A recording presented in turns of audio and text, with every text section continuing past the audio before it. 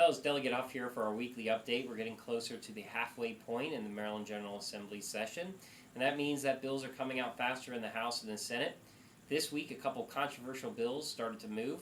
In the Senate Judicial Proceedings Committee, the governor's controversial gun control bill passed out of that committee. It'll be going in front of the full Senate next week, and there will be a hearing on Friday, March 1st in the House in front of the Judiciary Committee, which I'm a member of. Again, March 1st. At noon in the House Judiciary Committee is the hearing on the Governor Martin O'Malley's gun control bill. So if you'd like to come down, that's the day to be there. You can always call my office and we'll get you details.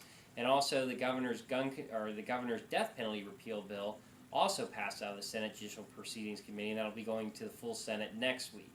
In addition, today we voted on wind energy, and I was proud to vote against that bill, and let me tell you why.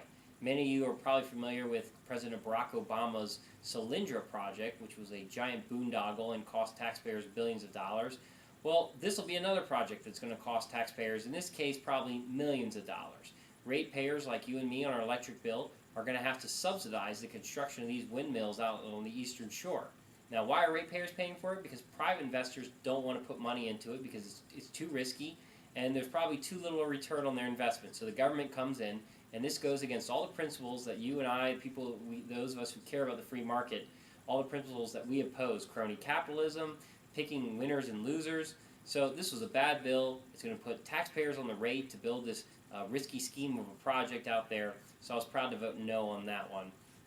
I wanted to talk about a couple pieces of legislation that I'm introducing, just to let you know that I'm not just down here opposing Governor Martin O'Malley's liberal agenda, but I'm also putting in legislation to help reform our state and make it better. This week, there was a hearing on two bills that I introduced to strengthen our reporting laws for people that witness abuse of children or suspect abuse or neglect of children, to put teeth in Maryland's law. I've introduced two pieces of legislation to improve our unemployment insurance system. It's a real burden right now on employers. The state doesn't pay any of this, and our employers pay very high rates for unemployment insurance. So I put in some bills to help reform it and bring the rate. I believe it'll bring the rate down by getting fraud and some abuse out of the system. Lastly, I want to talk about a bill I'm putting in I introduced this week called the Tim Tebow bill. Many of you may be familiar with Tim Tebow, who was the Florida star quarterback who went on to the NFL. Many of you may not know that he was homeschooled.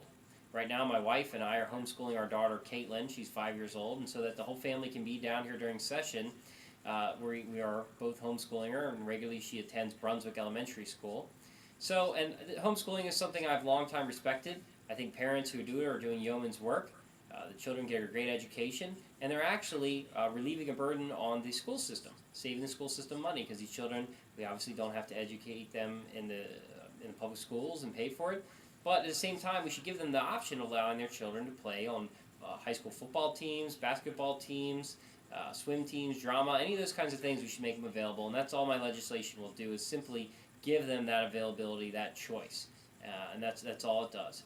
And I think it'll be a good piece of legislation, and I look forward to passing it. Virginia recently passed it in a number of other states, and there's a large homeschooling community in Frederick County, which I believe will be very supportive. So until next week, have a blessed week.